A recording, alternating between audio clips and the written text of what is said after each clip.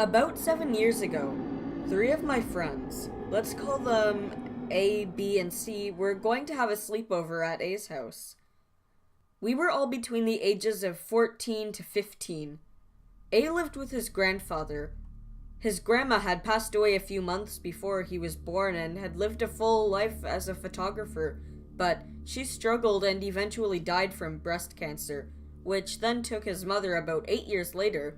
Father was out of the picture before she was diagnosed. So that particular night, his grandfather was out of town for a funeral for an old war buddy, and we had the house to ourselves.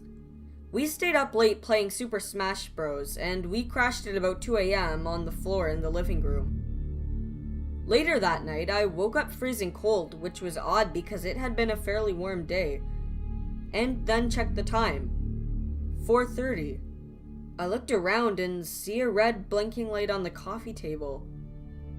I make a mental note about that seeming out of place, but I was too cold, not to mention too tired to get up, so I rolled over and went back to sleep. The next morning, I wake up to A shaking me violently. I open my eyes and I can tell by his face that something is wrong.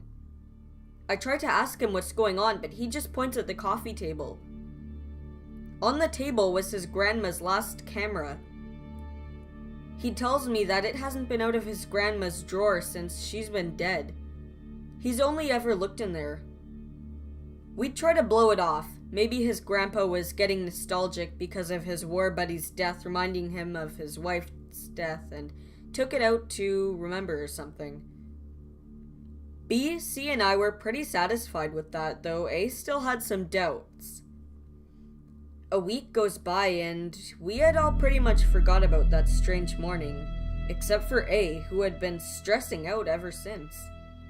He decides to go get the camera's pictures developed. He calls us the next day. I can hear his voice trembling as he begs us to hurry over. When we get there, he throws down the bundle of pictures in front of us. We flip through them, and most of what looked like some last scenic trip his grandmother took before she died. When we got to the last 3 pictures, I froze. B and C both gasped. The pictures were of us.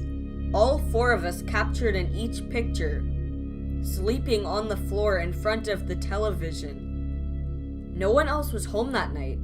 The camera had no self-timer. I still haven't been able to explain it and get freaked out when I think back on it.